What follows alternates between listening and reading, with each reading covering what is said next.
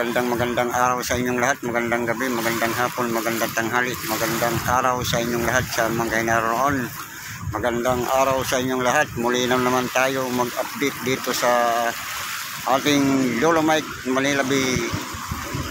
Beach. Ayan, napakaganda pa rin ng ating walang kakupas-kupas na Manila Beach.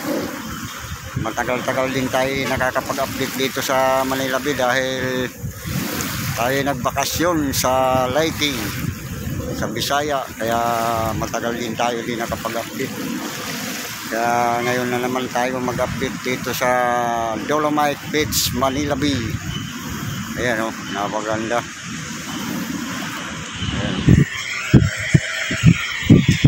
Ayan mga guys, muli na naman tayo mag-update dito sa Manila Bay. Napakaraming tao ngayon sa araw na ito.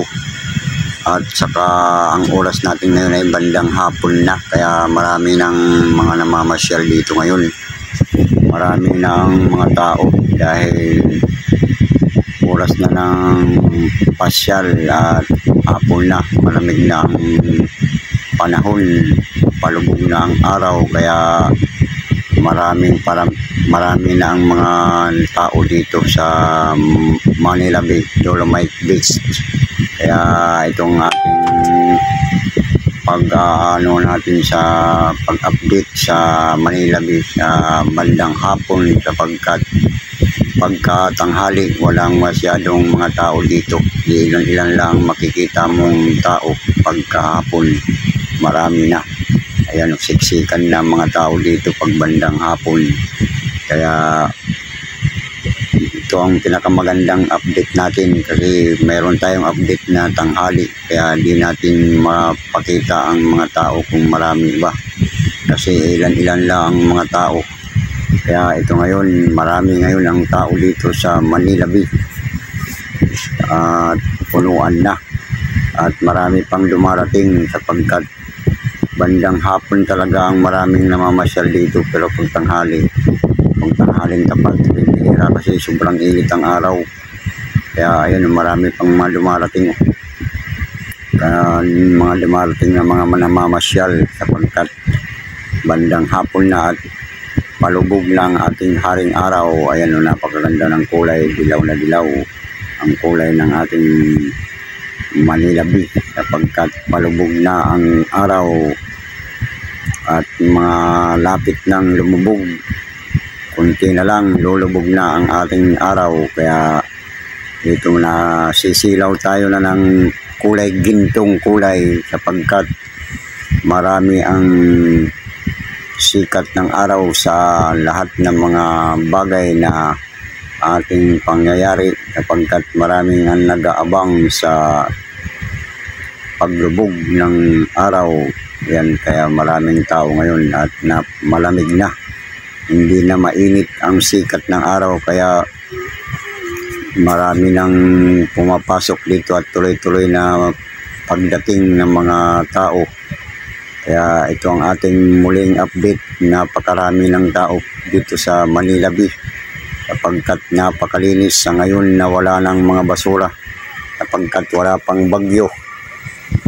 Sana wala nang malalakas na bagyo, sapagkat pag may bagyo, marami ang darating na mga basura, mga napapalipad kung saan galing. Kaya ito ang ating update ngayon, na wala nang mga basura, wala nang mga dumarating na basura, sapagkat napakalinaw lang dagat at walang alon na magtatanay ng mga basura.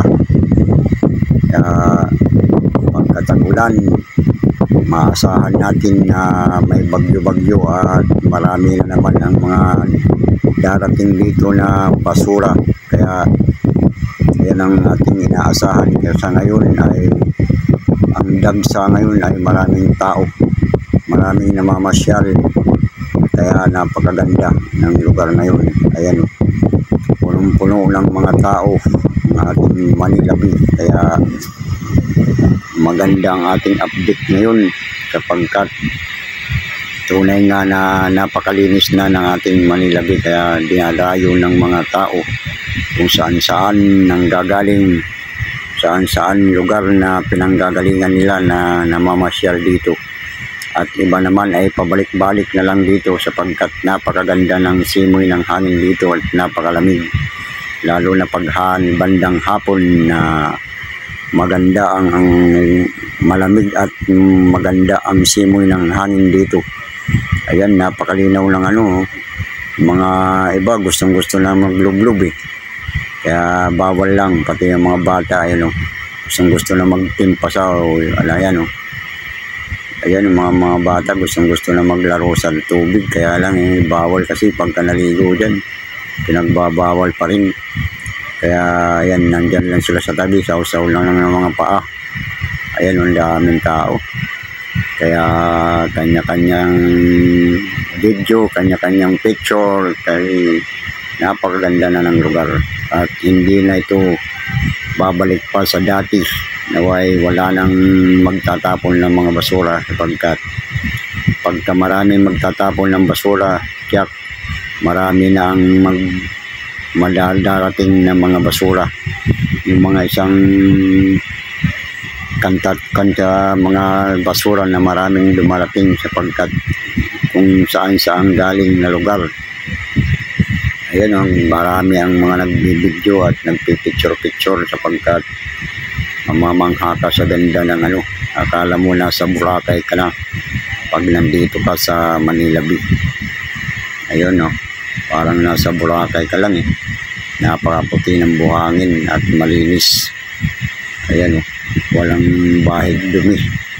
Ayan napakaganda ng buhangin. Kaya tuwang-tuwa ang ating mga bata, gusto nang maligo. Kaya lang bawal maligo dito sa Manila Bay sapagkat nagbabawal pa. Pero malinaw na ang tubig, pwede nang paliguan. Kaya bawal pa rin.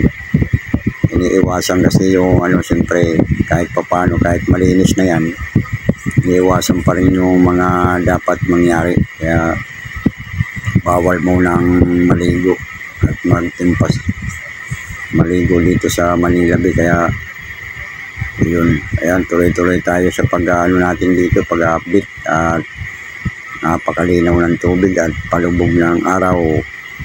Ayan kaya hindi natin panghinayangan ang lahat na pangyayari na ito kung napakaganda naman ng resulta sa lugar na ito. Kaya nawa tuloy-tuloy na natin ito pagandahin at habang panahon na maging maganda na ito sapagkat ito lang naman ang ating malapit na beach dito sa Manila. Sa mga hindi ka na pupunta sa ibang lugar, hindi ka na pupunta sa mga malalayong lugar at para makalanghap ng Manila Bay. Ayan sa Manila Bay lang pupunta. Ayun kaya ayan marami ng mga tao, lalo na pagbandang hapon.